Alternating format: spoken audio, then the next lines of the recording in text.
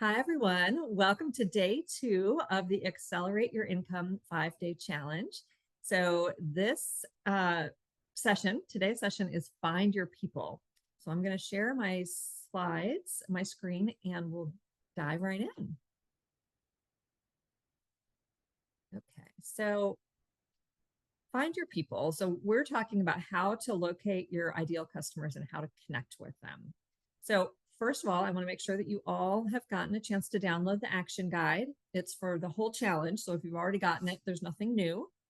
And I will put into the chat the link. If I can remember how to get my Zoom up. Here we are. So here's the link if that makes it easier for anybody. So day 1, to recap, we talked about mindset for clarity and confidence. So it's so important to get your brain on your side, right? Not fighting against you. And we have a lot of unconscious stories that we talk about in our own heads sometimes, from our childhood, or what our experiences are throughout our life. And sometimes they're holding us back, even though our conscious mind has no reservations and is like all in and ready to make some money. Sometimes these other stories in our head hold us back. And so that's what we were talking about yesterday. So we also talked about the $1 million business owners that have come out of Aviatra and what they do to have gotten to that point. And we really talked about it has become for them about confidence and clarity. And we also talked about nurturing your own brain. And so taking care of yourself and having a lot of very specific statements that you can make to yourself to remind yourself what you want to do, what your intentions are with your business and with growing your revenue.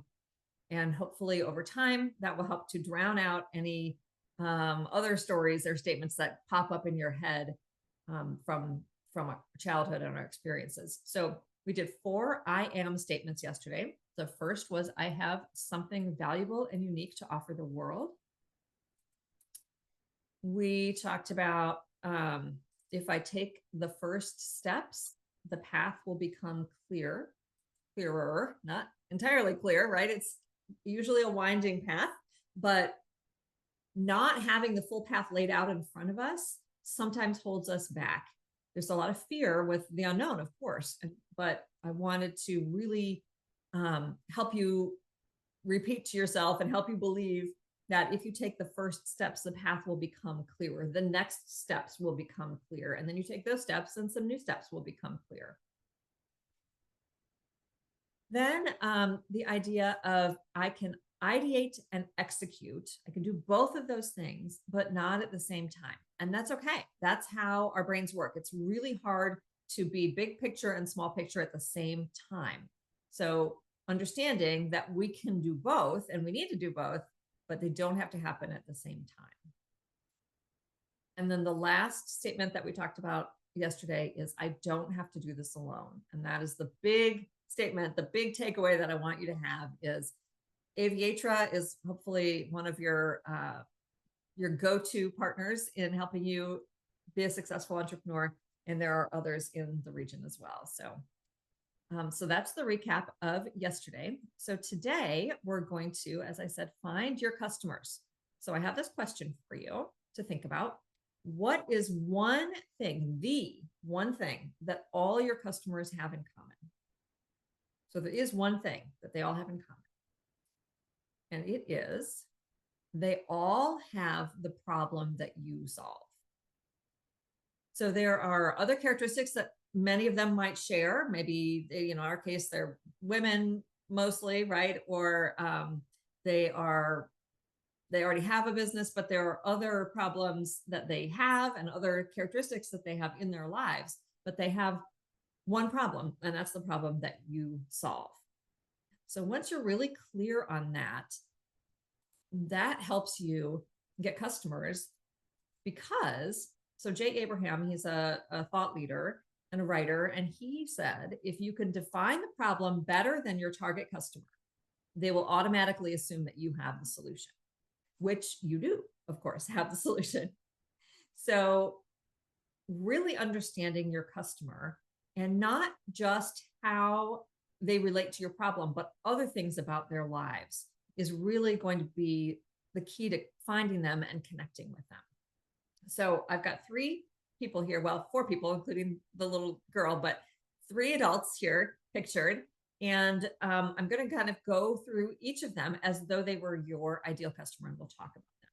So if this woman, the mom, were your ideal customer, let's think about what she worries about in her life. So she probably, and you're welcome to put some things in the chat that come up for you that you think she would worry about in her life. I definitely think she's thinking about her child a lot. Maybe her child's safety, budget is a good one for sure. Where, is she eating healthy? Is she keeping her child engaged and educated and happy? What is she going to do to save for college? How is she, managing, juggling all the things that you do as a parent? And then think through also what, maybe like what are the TV shows she likes to watch? What are her social media platforms that she uses most often? So just kind of thinking through exactly, Jennifer, the child's interest. That's her main focus for sure. But of course, she has a life of her own as well. So maybe she watches cartoons with her child during the day, but at night she watches shows maybe like The Bachelor or True Crime or some kind of escapist thing that she can just veg out to. She's probably on Instagram. She might be in some Facebook groups. She probably uses Pinterest. What other things does she use? Where does she hang out? She might hang out in person at play groups, at the library, at the playground. Maybe she volunteers at, some kind of children's program or her child's school or daycare. And then online, she hangs out in those Facebook groups, maybe. What else? So the idea is, of course, to really try to get to know your ideal customer so that you can find them. Okay, so the next example is this young man. So what is he kind of concerned about in his life? He's probably worried about or concerned about his music. Maybe he wants to, make it big and get discovered. Maybe he wants to start a band, or maybe he's already in a band. But then also think about, the rest of his life. What else is he worried about? He might be worried about grades, getting along with his parents. Maybe, is he going to go to college? If so, where? Does he have a part-time job?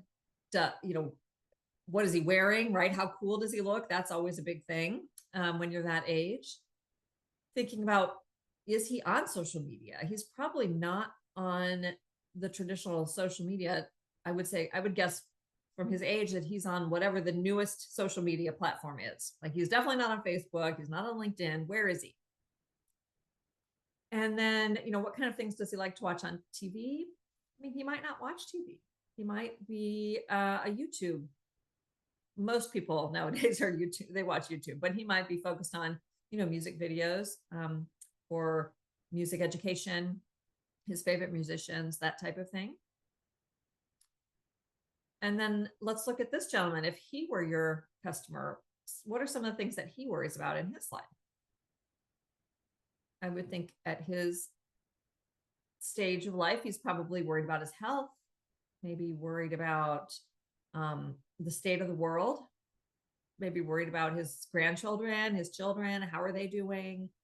Where does he live? Can he still, stay in his home? Can he still do his hobbies? That sort of thing. If you think through what he watches on TV, my guess is he watches the news. He might watch history shows or like military movies, something like that. And then social media. I mean, he might not even be on social media. Maybe Facebook if his kids got him on Facebook. But I think, out of all the people, all of these three people, if you were going to put an ad in the newspaper, he would be the one who would see it. No, but none of the other ones probably would. So the idea behind talking through all these people is to understand that they all have the problem. Again, your customers have the problem that you solve. That's what makes them your customers or good potential customers for you. But they also have full lives. And so thinking through, where are they hanging out online, in person? Where can you find them? Where can you connect with them? Who else in their circle can you connect with? And that could be a bridge to your ideal customer. And so now we're going to think very specifically about a specific person who has the problem that you solve. So this could be a current client, a former client, a potential client. Think through, have somebody pop in your mind. So somebody is going to pop into your mind.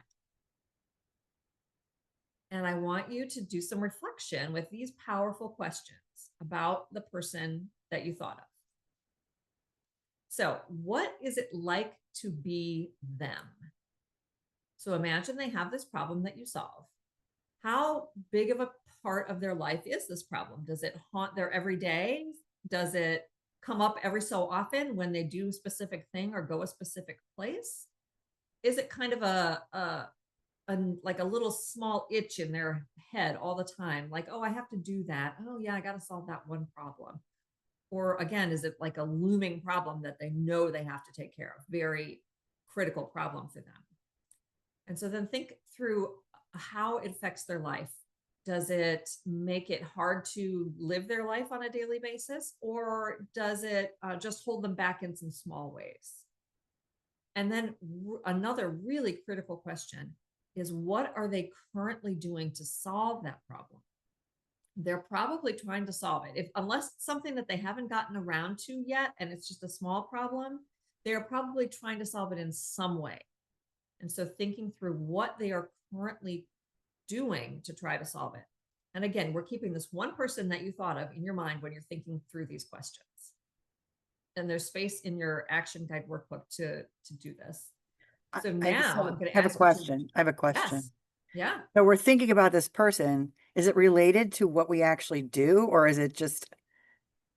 Yes. So yes, I want you to do is think about this one person who has the problem that you solve. So they are either a good fit for you, to become a customer for you, or at least according, to your belief, you think they're a good fit, or they're a past customer, or they're a current customer. And so we're thinking through how this problem that you solve affects their life. And then I want you to reach out to that person if you can. And if you can't reach out to the one person that popped into your mind, think of another person that you can reach out to. And this is what you're going to do. You're going to ask them. This is your exercise for today. You're going to do a little brainstorming on, how the problem affects their life, how you think the problem affects their life. And then you're going to ask them to test your assumptions. And in your action guide, there is a specific script. So the script is something along the lines of, hey, I'm hoping you will do me a favor. As you know, my business helps people. And then you insert the problem that you solve and how you help them. In order to do that, I need to make sure that I understand the problem and how it affects people's lives. And so then you insert some of the assumptions that you've made about this. So I believe that it holds people back because, or, if it's, let's say, they have ants in their house and you're an exterminator. Well, the ants are gross. You see them all the time. They're like skittering around and drives you crazy. And you feel like your house isn't clean anymore, right? So you're kind of describing how this is, and they don't want to spray chemicals all around. So really think through and then put some of those assumptions in here.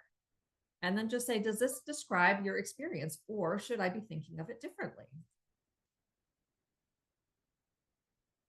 And then let me go back to my slides where I can see them. And then you're going to use it in this way. So their answers are going to help you, because whatever they're doing to currently solve their problem, that's where you're going to find them. So if they are calling exterminators, if they're searching online, exterminator near me, how to get rid of ants, right? Whatever that happened, whatever comes up for them, that's where they're searching for it. So you need to be there. You need to be that, a search result that they find. Or if they're asking their friends, hey, do you know somebody who does, in Becky's case, do you know anybody who does tailoring? Because I have a dressy event and I need to have my dress tailored. And so if they're asking their friends, people tend to more likely ask for referrals than, just do a Google search. And so it would be helpful for you to already be, having helped one of their friends. Or maybe you're in a Facebook group where people plan this type of event, and you're already a member of the group and you can chime in. So this idea of thinking through how you think your ideal customer lives with this problem that they have that you solve, and then how it affects their life and where they're currently searching for the solutions. Then you're going to call or email or text this one person and ask them, do you think are my assumptions correct? Because I don't know about you, but I have sometimes when I think through something and I'm trying to put myself in another person's shoes, I make assumptions and they may not be correct. And if we are building our whole marketing plan around incorrect assumptions, you're not going to get very far. I mean, that's clear, right? So you need to get out and you need to talk to at least one person about this. So like I said, somebody that you already know, former customer, current customer, or somebody that you know who you think would be a good customer. And you're just asking about their experience. You're not trying to sell them something. You can even say that, hey, this is not a sales pitch at all. I just want to understand more about how this problem affects your life and what you're currently doing to try to solve it. And that's where you're going to find your customers, wherever they are currently looking to try to solve this problem. Does that make sense? Does anybody have any questions about that? Feel free to pop off mute if you want to, if you've got a question. Okay. This is the other thing I want to tell you. You can do this. This is awkward, potentially, right? Like you don't necessarily know these people really well, or maybe you haven't talked to them in a while.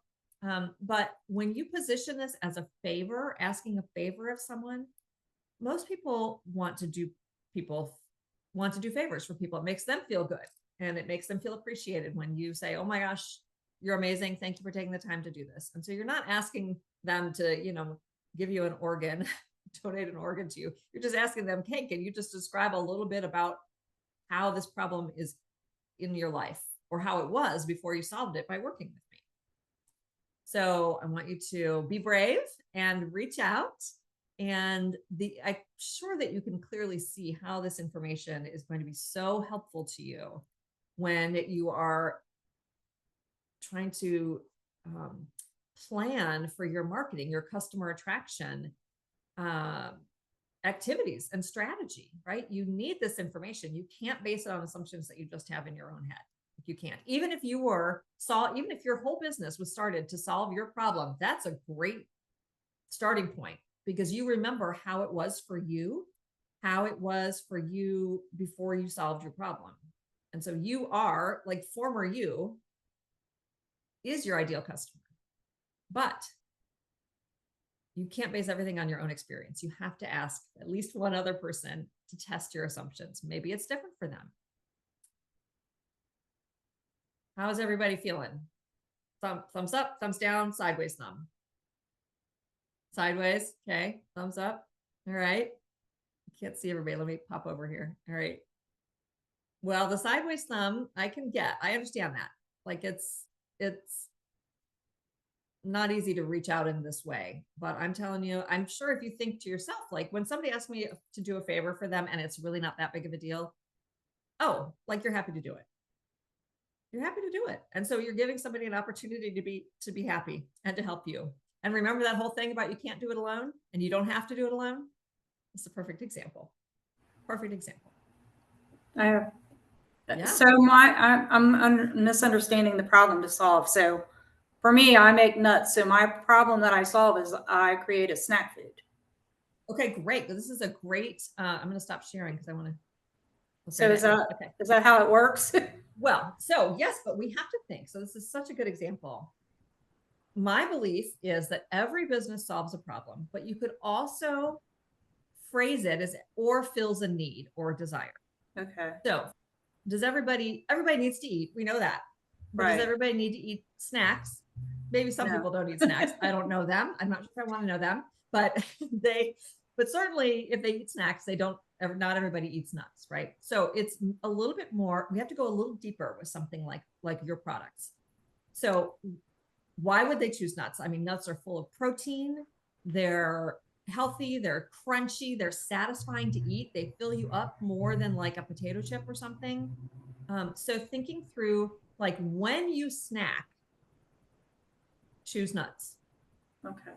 Here's why, right? And so we're just saying, like, the problem that you solve is having a go-to snack, I would say. And I'd love to hear other people's response to that. But my take on it is having this go-to snack that you don't feel guilty about. You actually, has nutritional value. It fills you up, all the other benefits of it. You're helping, you're buying local and all of that. But the main problem is having a go-to snack that they feel good about. Okay. That makes more sense then. Yeah. Thank you. You're welcome. And so you could even talk to your people about, your former customers. Why do you like nuts? Why Right. did you choose nuts as your snack? Why did you choose mine? When you're hungry and you're sitting there and you're like, ooh, I want a snack. How hard is it to talk yourself out of grabbing something that's not as healthy? Grabbing a candy bar, grabbing a bag of chips, whatever it is. How hard is it for them to talk themselves out of that? Or is it like a no-brainer where they're like, nope, no chips for me. I've already made that decision. I'm going to grab the healthy snack. Or is it like this big thing, where they're like, oh God, you can do it, Jill. Hold strong. Just hold strong, Jill. Don't get up and get the chips, right? Like if I've got that talk in my head, then I need a lot of ammunition for myself. Like, oh, the nuts, not only are they healthy, they're really good. And I love the crunch. And, so like, then you can give me that ammunition to strengthen my self-talk. Okay, great. Yeah. Thank you. You're welcome. Does anybody have any other ideas for Candy on like what problem she might be solving?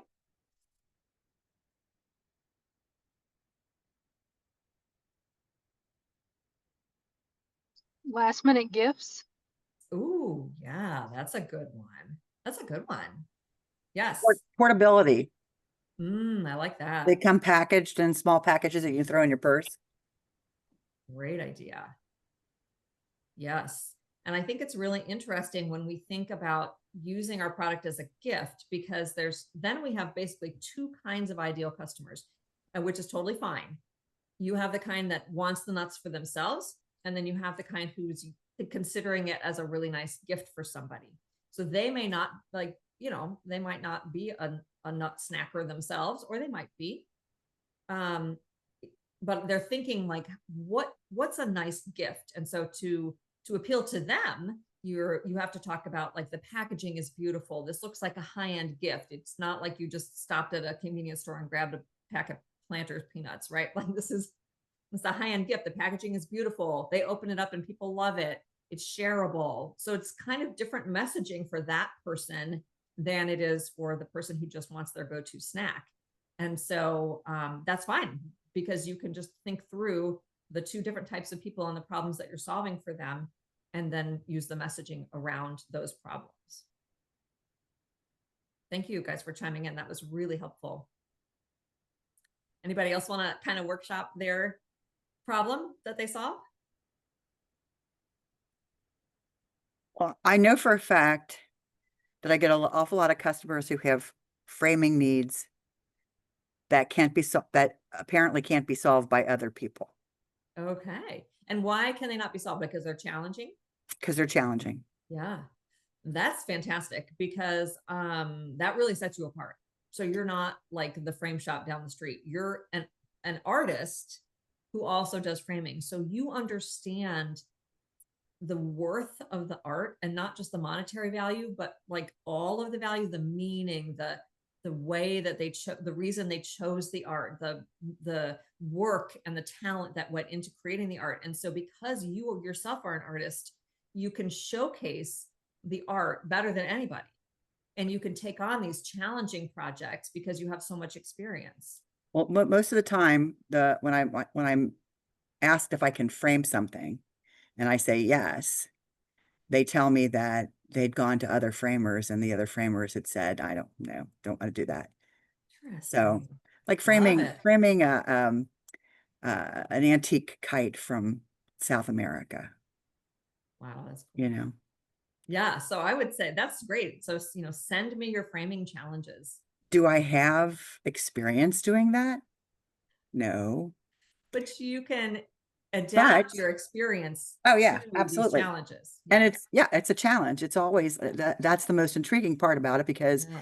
then I go to other, I mean, I have no qualms about calling the art museum and asking them questions in their, the department that takes care of all the artwork, you know. Well, what I love about this, Jennifer, is the messaging around this. Like, send me your framing challenges. Framing art should be left to an artist, something like that. Also, right?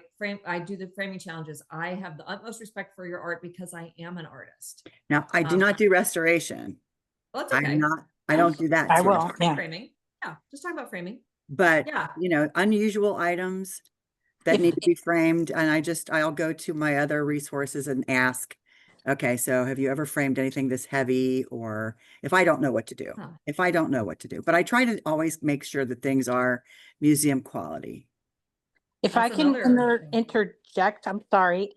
You. My mom owned a custom frame shop and I grew Yeah. up doing framing. So, I framed Bowie knives, christening gowns. I even framed the steel rods that were in a guy's, knee or hip. Wow. Uh, so if you ever need Okay. anything, I've got the expertise in that. Cool. Great. Yeah. And I think what's so fun, Jennifer, for your messaging is just showcasing the kite and all the unusual stuff that you've done. And nobody else is going to bring you a kite probably, but they're going to understand, oh, like she really can frame whatever I come up with. She can frame. And I have not taken photographs of what I frame. Well, you could reach back out to them. Yeah. To the owners, and just say, hey, can you send me a photo of what we did? And then of course, going forward, probably take some photographs. Yeah. Yeah. That's great. Thank you. The thing that I need to do am I reaching out to them and Yeah, I asking would them the say, question? yeah. Yeah, that's perfect. Reach out to the frame person, to the kite person. And just Because say, there's never any assumption. There's never any assumption. I ask lots of questions of my clients before I, even, and I'm sure we all do, begin to work on something, so that when it's all said and done, it's exactly what they wanted. yeah. So I would probably ask, how long did it take you to like reach out to somebody to frame this? How many people did you call before me? How important was this project to you to have it framed? And then how do you feel looking at it every day? Okay. Yeah. Okay, great. Thank you. Becky, were you going to say something? I was just I've had that happen myself too, where I've had clients show up with stuff that other people were like, no, don't bother, or it's too weird for me, frankly. That's, Tailoring things, I or mean, or a nicer using? way. Customers. Just either challenging projects that are just creative projects, or people who have heirloom dresses that they want to rewear, or people who have bought things at, like I've got one right now that they purchased at an outlet that had a lot of very kind of weird damage, and they had gotten estimates and gone and asked other people about doing the work, and the other people they ask either said, don't bother, it's not work, it's not worth it, or quoted them like crazy money. And the reason that they quoted them crazy money is because they didn't want to do it. I mean, let's be honest here. That's why that's why they did it. Because they didn't want to, they didn't want to deal with it.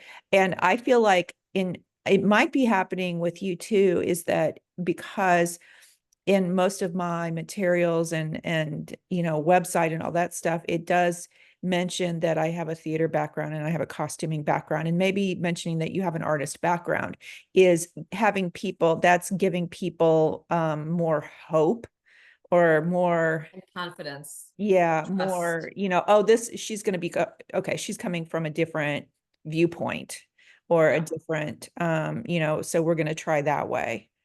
I think for both of you, positioning yourselves as like not the last resort, but like the expert who really takes the challenging projects on, that gives you the opportunity to charge more, maybe not crazy amounts, but charge more because you are the ones who can do it, and everybody else has said no.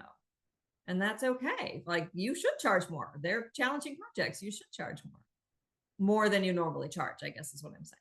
Yeah. Yeah. Anybody else want to talk it through? Okay. I would, if you Oh. want to do this, Jill. I'll show you my face in a minute, but then I've got to be driving, which is why I wasn't on there. But I don't know if this is a useful one.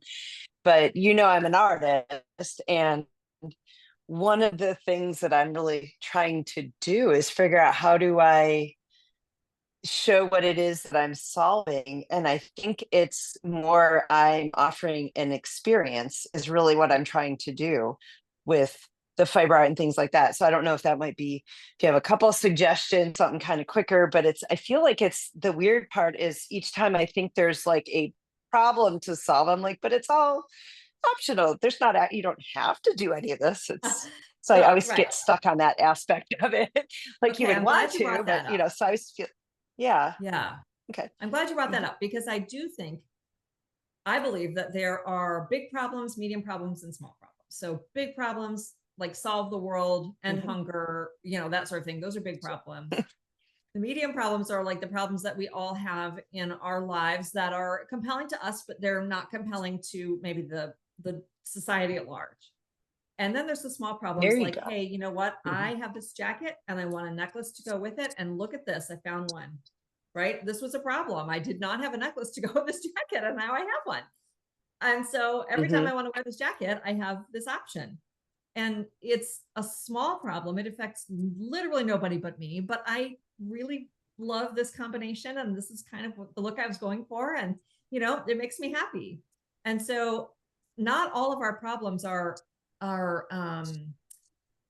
essential in our lives, critical. But to your point, Jennifer, when you're talking about a hobby like fiber artist wanting to expand their skills and learn new things and buy new fiber and learn more about it and learn new projects, we all know how much money people spend on their hobbies. When they are able to, they will spend, untold amounts on their hobbies because they love it. That's what brings joy in their lives and fulfillment for them.